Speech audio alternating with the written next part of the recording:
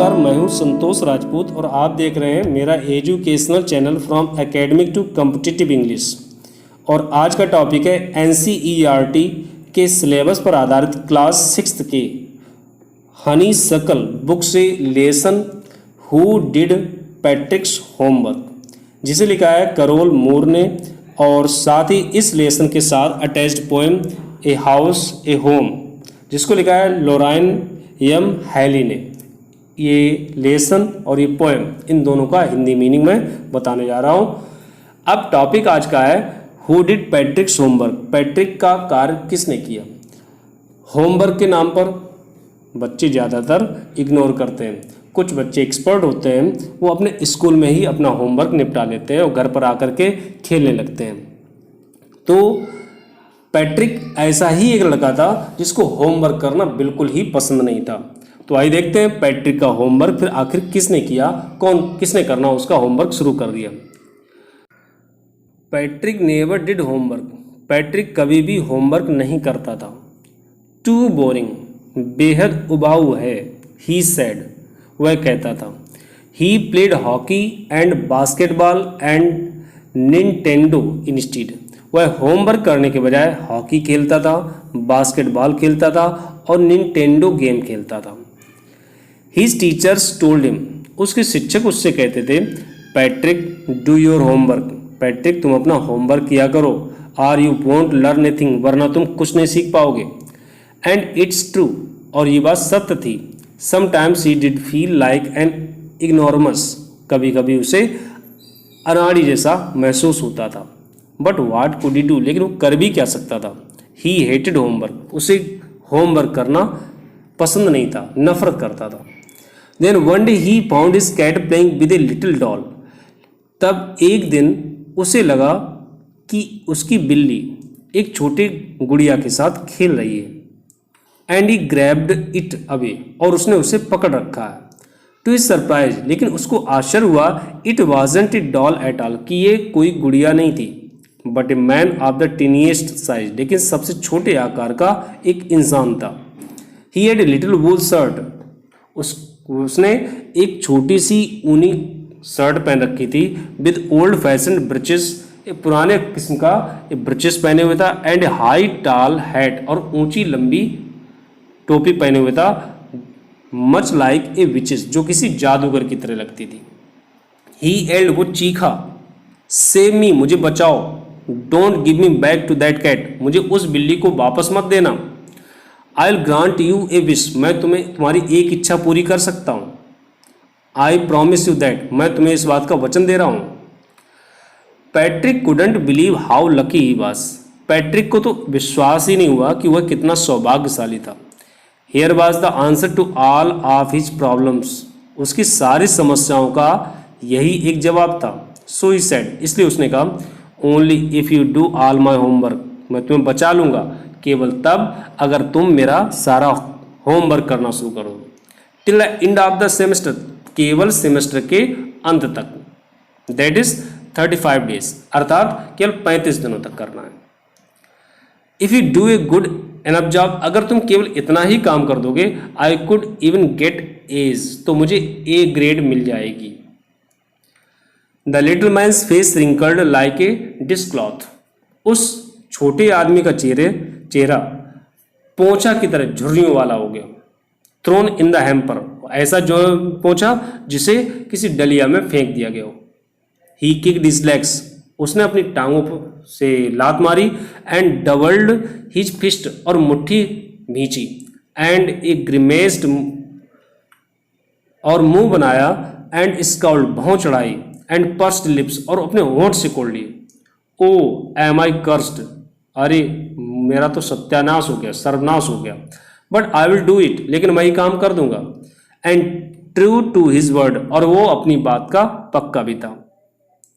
That little elf began to do Patrick's homework, वह छोटा बौना व्यक्ति जिसने पैट्रिक का काम करना शुरू कर दिया। एल्फ का मतलब होता है, बौने व्यक्ति को कहा जाता है जो छोटे कद के होते हैं। Except there was one glitch, सिवाय एक गड़बड़ थी। The elf didn't always know, उस बौने को हमेशा पता नहीं होता था व्हाट टू डू, कि करना क्या है, एंड ही नीडेड हेल्प, और उसे हर बात में मदद की आवश्यकता होती थी। हेल्प मी, मेरी मदद करो, मेरी मदद करो, ही वुड से, वो ऐसे कहा करता था। And Patrick would have to help, और पैट्रिक को उसकी मदद करनी पड़ती थी, इन वाट एवर वे, किसी भी तरीके से।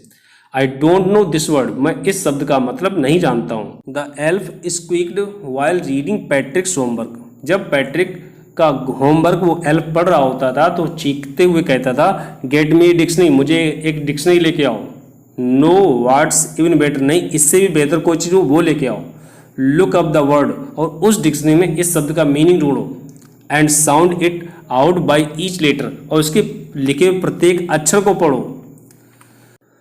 When it came to maths, जब गणित की बात होती थी, Patrick was out of luck, तो पैट्रिक का तो दुर्भाग्य ही हो जाता था। व्हाट आर टाइम्स टेबल्स, पहाड़े क्या होते हैं। द एल्फ श्रीक्ड, वो एल्फ चिल्लाता था, बौना चिल्लाता था। We elves never need that, हम एल्फ लोगों को इसकी कभी आवश्यकता नहीं होती। एल्फ का बहुवचन किया, प्लूरल किया, तो जो लास्ट में एफ आया है, एफ की जगह पर वी कर दिया और ई एस जोड़ दिया गया। एंड एडिशन, और मैं जोड़ भी नहीं जानता हूँ। एंड सब्सट्रैक्शन, घटाना भी नहीं जानता हूँ। एंड डिवीजन एंड फ्रैक्शंस, और भाग देना और भिन्नों को भी नहीं जानता हूँ। Here sit down beside me, यहीं मेरे पास बैठ जाओ। You simply must guide me, तुम आसानी से मुझे मार्गदर्शन कर सकते हो। Elves know nothing of human history, elves को मानव इतिहास के बारे में तो कुछ भी नहीं पता होता है। To them it's a mystery, और एल्प्स लोगों के लिए तो ये रहस्य होती है। So the little elf already a shouter, इसलिए वो छोटा एल्फ बौना पहले से ही चीखने वाला व्यक्ति था। जस्ट गॉट लाउडर, जोर से पढ़ो। Go to the library, library में जाओ। आई नीड बुक्स, मुझे किताबों की आवश्यकता है। मोर एंड मोर बुक्स, ज़्यादा से ज़्यादा किताबें लेके आओ। And you can help me read them too, और तुम उन्हें पढ़ करके मेरी मदद कर सकते हो। As a matter of fact, बात ये थी, every day in every way, हर दिन हर प्रकार से, that little elf was nag, वो छोटा एल्फ तो टट्टू बन गया था।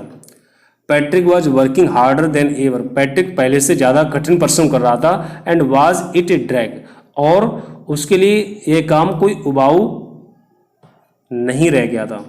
He was staying up night, सो रात दर रात जागता था। Had never felt so weary, कभी थकान महसूस नहीं करता था। Was going to school with his eyes puffed and bleary, सूजी हुई लाल आंखें लेकर के स्कूल पहुंचता था। Finally the last day of school arrived, अंततः वो स्कूल का आखिरी दिन आ गया। And the elf was free to go, और एल्फ को आज़ादी मिल गई जाने के लिए। एज फॉर होमवर्क, क्योंकि जो उसका होमवर्क करना था, देयर वॉज नो मोर, अब कोई होमवर्क नहीं बचा था।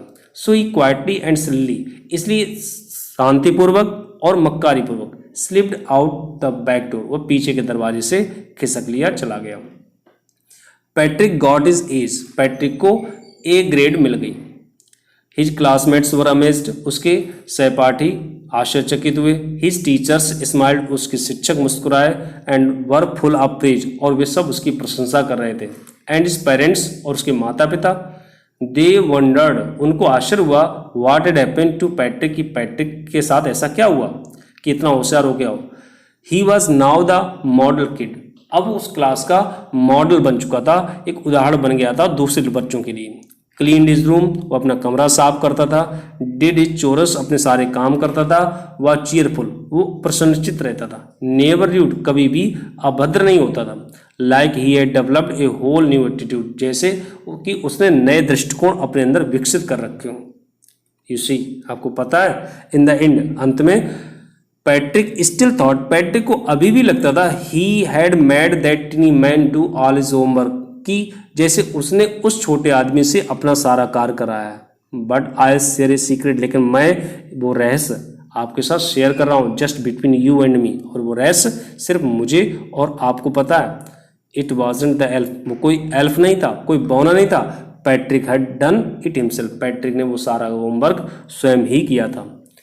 तो इस कहानी से आपको क्या शिक्षा मिलती है कि कोई जादू नहीं होता है, कहीं कोई मैजिक नहीं होता है। अगर विद्यार्थी इस बात के लिए प्रेरणा ले ले कि उसको कार्य करना है और स्वयं ही मोटिवेशन हो पा करके अगर वो काम करना शुरू कर देगा, तो उसे ज़िंदगी में कभी कोई असफलता नहीं मिलेगी।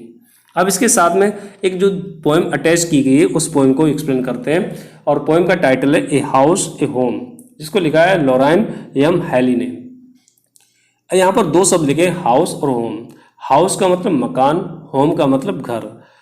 हाउस एक इमारत को कहते हैं जिसमें रहने वाले हैं या नहीं है कोई फर्क नहीं पड़ता है, और होम का मतलब भी घर होता है, लेकिन इसका मतलब केवल एक इमारत नहीं होता है, इसमें रहने वाले व्यक्तियों की वजह से वो घर बनता है। जैसे हर एक ड्वेलिंग प्लेस, रहने वाले स्थान को होम कहा जाता है। जैसे इंसान इमारतों के बने हुए मकान में रहते हैं तो उसको होम कहते हैं, और जंगली जीव जंतु जंगल में रहते हैं तो वहाँ पर वो कोई हाउस नहीं बनवाते हैं, लेकिन फिर भी उनका वो घर होता है, और उस घर को अंग्रेजी में कहेंगे होम। तो आइए देखते हैं इसको पोएट ने कैसे एक्सप्लेन किया है। पहली लाइन में क्वेश्चन किया है, व्हाट इज हाउस, घर क्या है, मकान क्या है। It is brick and stone, वो घर होता है ईंट और पत्थरों का बना हुआ, एंड वुड और लकड़ी का बना हुआ, दैट्स हार्ड, कठोर लकड़ी से घर बनाया जाता है, मकान बनाया जाता है। सम विंडो ग्लास, कुछ कांच की खिड़की लगी होती हैं, एंड परहैप्स ए यार्ड, और शायद एक आंगन भी हो सकता है।